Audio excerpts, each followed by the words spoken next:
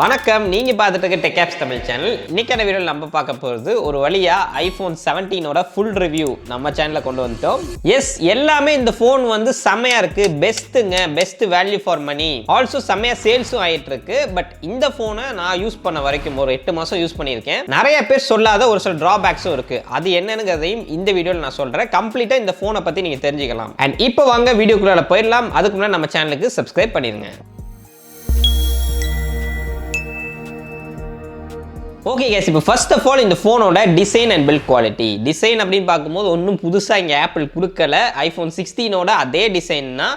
But size வந்து increase பண்ணியிருக்காங்க. 16 compare பண்ணும்போது 0.2 இன்ச்சஸ் இன்க்ரீஸ் ஆயிருக்கு. அண்ட் ஃப்ரண்ட் டிஸ்பிளே உங்களுக்கு மொத்தமாக 6.3 இன்ச்சஸ் வருது. இது வந்து ஒரு ப்ராப்பர் ஃபோன் அப்படின்னு நான் சொல்லுவேன். அதாவது ரொம்ப பெருசாகவும் இல்லை, ரொம்ப சின்னதாகவும் இல்லை, கையில் வச்சு யூஸ் பண்ணுறதுக்கு ரொம்பவே நல்லா இருந்துச்சு. சிங்கிள் ஹேண்ட் யூசேஜுக்கும் தாராளமாக செட் ஆகும். ஆல்சோ இதோட வெயிட் ரொம்ப ரொம்ப கம்மி, ஜஸ்ட் 177 கிராம்ஸ் தான் வருது. எங்கேயுமே இந்த ஃபோனை வந்து கண்டிப்பாக ஹெவியாக ஃபீல் பண்ண மாட்டீங்க. அண்ட் இப்போ பில்ட் குவாலிட்டி அப்படின்னு பார்க்கும்போது சாலிடான அலுமினியம் பில்ட் கொடுத்துருக்காங்க அப்படின்னு நான் சொல்லணும்னு நினச்சிங்கன்னா, சொல்லணும்னு எனக்கும் ஆசை தாங்க. ஆனால் ஆக்சுவலாக அப்படி இல்லை. ஏன்னா நான் ஐஃபோன் 15 யூஸ் பண்ணும்போது அதுலேயும் இதே பில்ட் தான், கிட்டத்தட்ட சொல்ல போனால் இதே அலுமினியம் பில்ட்.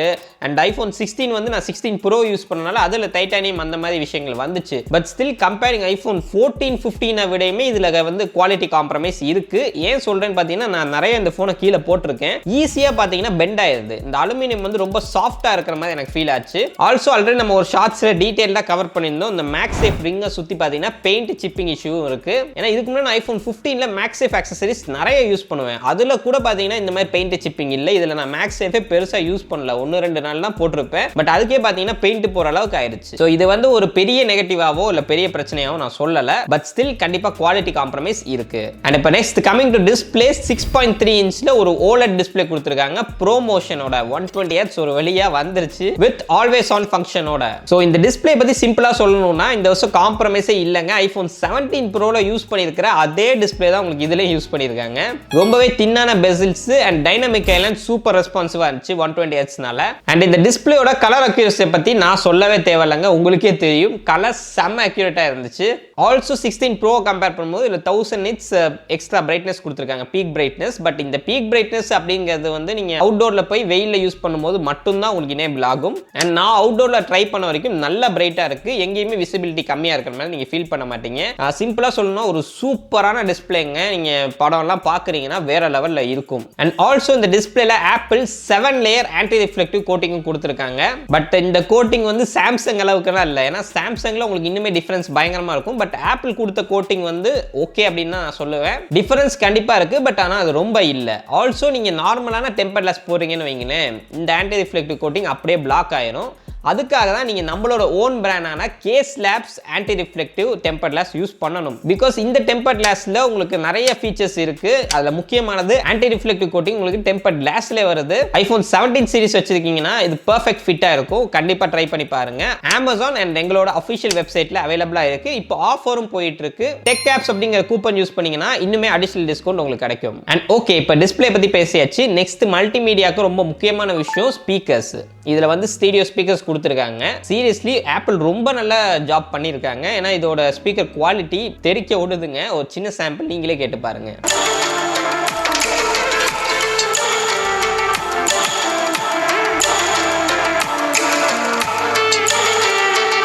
அண்ட் ஓகே, இப்போ ஸ்பீக்கர் பற்றி பார்த்துட்டோம். நெக்ஸ்ட் மைக்கை பற்றி கேட்டிங்கன்னா இதில் இருக்கிற மைக்கு சான்ஸே இல்லைங்க. ஏன்னா நான் இப்போ யூஸ் பண்ணுறேன், இது வந்து ஹோலி லேண்டோட லார்க் M1 அப்படிங்கிற மைக்கு. இந்த மைக்கை விட இந்த மைக் எனக்கு பிடிச்சிருக்கு, ஐஃபோனில் இருக்கிற மைக்கு. ஏன்னா அவ்வளோ சூப்பராக ரொம்ப கிறிஸ்பியாக இருந்துச்சு. அட் த சேம் டைம் நிறைய இடத்துக்கு நான் போகும்போது இந்த இது எடுத்துகிட்டு போக மாட்டேன். இந்த மைக் எடுத்துகிட்டு போகாமல் ஐஃபோன்லேயே நான் ரெக்கார்ட் பண்ணுவேன். ரெக்கார்டிங் அந்த சென்சிட்டிவிட்டி, இப்போ ஒரு ரூமில் நீங்கள் இருக்கீங்கன்னு வைங்களேன், இதை போட்டு வச்சிட்டிங்கன்னா அவங்க பேசுகிற ஒவ்வொரு விஷயமும் உங்களுக்கு அவ்வளோ தெளிவாக கேட்கும். ஸோ அந்தளவுக்கு மைக்லேயும் ரொம்ப நல்ல ஜாப் ஆப்பிள் பண்ணியிருக்காங்க. குறிப்பாக அந்த விளாகர்ஸு, அதுக்கப்புறம் நீங்கள் அதிகமாக வாய்ஸ்லாம் ரெக்கார்ட் பண்ணுவீங்கன்னா இது வந்து ஒரு சூப்பரான ஆப்ஷன். அண்ட் இப்போ நெக்ஸ்ட் டேரெக்டாக அப்படியே மெயினான விஷயத்துக்குள்ளே போயிடுவோம். கேமராஸ். இதுக்காக தான் நிறைய பேர் ஐஃபோன் 17 வாங்குவீங்க. பிகாஸ் ஐஃபோன் 17ல கேமரா செட்டப்பை பொறுத்த வரைக்கும் 48+48 mega pixel ultra wide angle lens கொடுத்துருக்காங்க. அண்ட் இப்போ நம்ம பிரைமரி 48 மெகா பிக்சல் லென்ஸை பற்றி பார்த்தோம்னா நிறைய பேர் என்ன நினச்சிக்கிறாங்கன்னா ஐஃபோன் 16 ப்ரோவில் 17 ப்ரோவில் வர அதே 48 மெகா பிக்சல் பிக்சல் சென்சார் தான் 17ல இருக்குன்னு நினைச்சுக்கிறாங்க. பட் அது ஆக்சுவலா அப்படி கிடையாது. 16 Pro 17 Pro மூணுலயுமே சென்சார் மாறுது. ஸோ இந்த ஐபோன் 17ல இருக்கிறது வந்து கொஞ்சம் சின்ன சென்சார். 16 Pro விடையுமே இதோட சென்சார் கொஞ்சம் சின்ன சென்சார் தான். பட் ஸ்டில் இந்த பிரைமரி கேமரா யூஸ் பண்ணி உங்களால சூப்பரான இமேஜஸ் எடுக்க முடியும், மாற்று கருத்து கிடையாது. ஏன்னா போட்டோவை பொறுத்த வரைக்கும் எடுக்கிறவங்க கையில தான் இருக்கு. அண்ட் லோ லைட் பெர்ஃபார்மன்ஸும் 16 Pro அளவுக்கு எனக்கு இல்லைனாலும் 17ல ரொம்பவே நல்லா தாங்க இருந்துச்சு. அண்ட் இந்த 17ஓட பிரைமரி லென்ஸ்ல மிகப்பெரிய அட்வான்டேஜா இருக்கிறது ஆப்பர்ச்சர் தாங்க. ஏன்னா அதுல ஆப்பர்ச்சர் ரொம்ப ரொம்ப பெருசு, அது ஒரு பெரிய அட்வான்டேஜ். அதனாலே உங்களுக்கு டெப்த் ஆஃப் ஃபீல்லாம் ரொம்ப நல்லா கிடைக்கும். நீங்க போர்ட்ரேட்லாம் எடுக்கிறீங்கன்னா ஐபோன் 17 ரொம்ப நல்லா பெர்ஃபார்ம் பண்ணும், அதுல மாற்று கருத்து கிடையாது. ஆல்சோ வீடியோவும் நீங்க 4K 60ல எடுக்க முடியும். பிரைமரி லென்ஸ்ல எடுக்கிற வீடியோவும் சூப்பரா இருந்துச்சு, எந்தவித மாற்று கருத்தும் இல்லை. ஒரு சின்ன சாம்பிள் நீங்களே பாருங்க.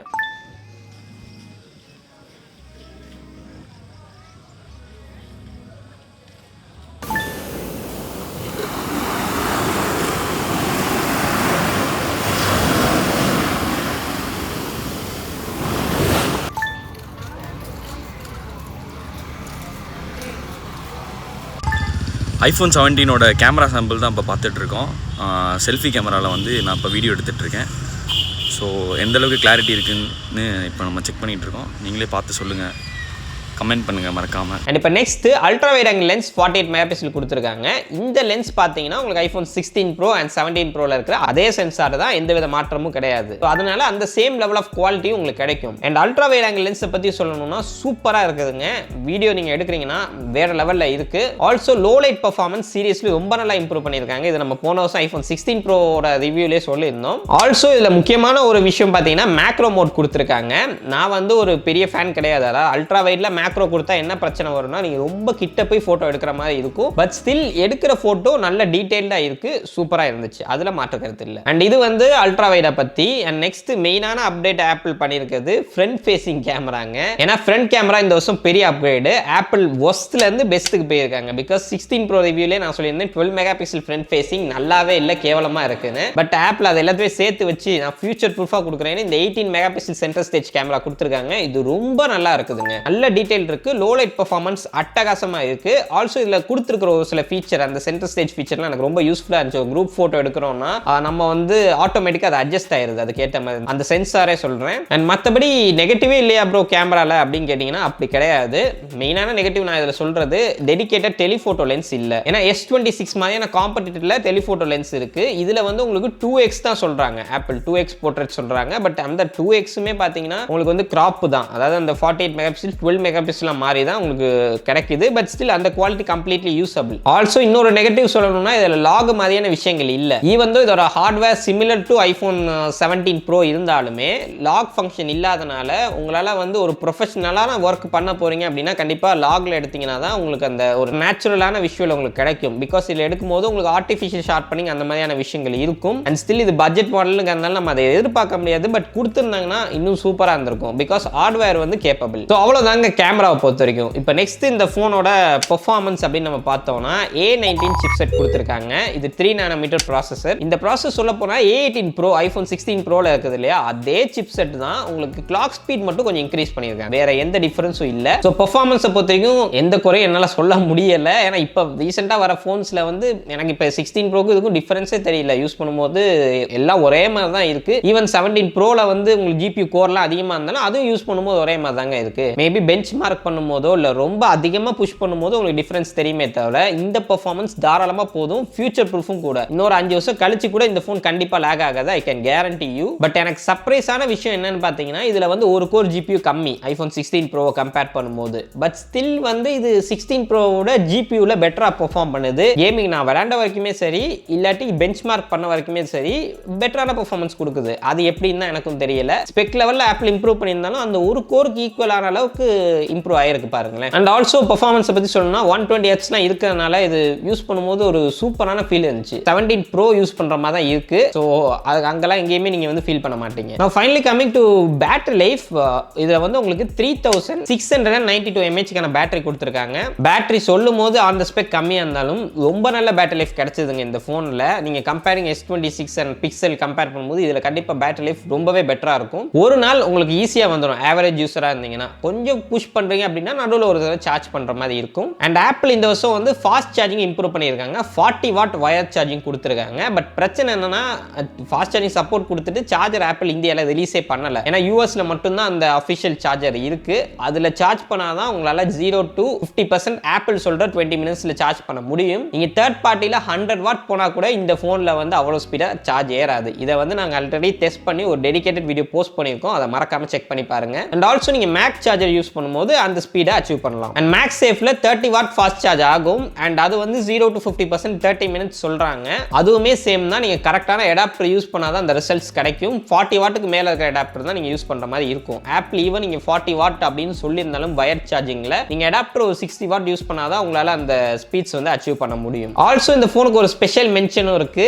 இன்னுமே ஆப்பிள் USB 2.0 ஸ்பீட்ல தான் அந்த டைப் சி போட்டோ கொடுத்துருக்காங்க. அதனால நீங்கள் ஃபோட்டோஸ் வீடியோஸ் எல்லாமே எடுத்துட்டு அதை உங்களோட பிசி ஆர் லேப்டாப்புக்கு ட்ரான்ஸ்ஃபர் பண்ணிட்டீங்கன்னா டைம் கண்டிப்பாக பயங்கரமாக எடுக்கும். ஆல்சோ இந்த ஃபோனை ஃபுல்லாக பேக்கப் பண்ணுறதுக்கும் பயங்கரமான டைம் எடுக்கும். அதை பார்த்துக்கோங்க. அண்ட் அவ்வளோதான் கைஸ் ஐஃபோன் 17 சீரிஸை பற்றி. இது வந்து சொல்லப்போனால் best value for money Apple இது வரைக்கும் ரிலீஸ் பண்ணதில்லை. அதனால தான் ஆப்பிள் ஐஃபோன் 18 கூட இந்த வருஷம் செப்டம்பர் கொண்டு வர மாட்டாங்கிற மாதிரி லீக்ஸ் வந்திருக்கு. அந்த லீக்ஸ் வீடியோலாம் நம்ம ஆல்ரெடி போஸ்ட் பண்ணிட்டோம். கண்டிப்பாக செக் பண்ணி பாருங்க. ஸோ பர்சனலி என்னை கேட்டிங்கன்னா லிட்ரலி ஐஃபோன் 17க்கும் 17 ப்ரோக்கும் வித்தியாசம் ரொம்ப ரொம்ப கம்மி தாங்க. எனக்கு தெரிஞ்சு நீங்கள் எக்ஸ்ட்ரா அமௌண்ட் பே பண்ணி அந்த நீட் இருக்கிறவங்க பே பண்ணி எடுக்கலாம். லைக் லாக்லாம் வேணும் அப்படின்னு நினச்சிங்கன்னா 17 ப்ரோ இன்னுமே பெட்டர் ஸ்பெக் தான்.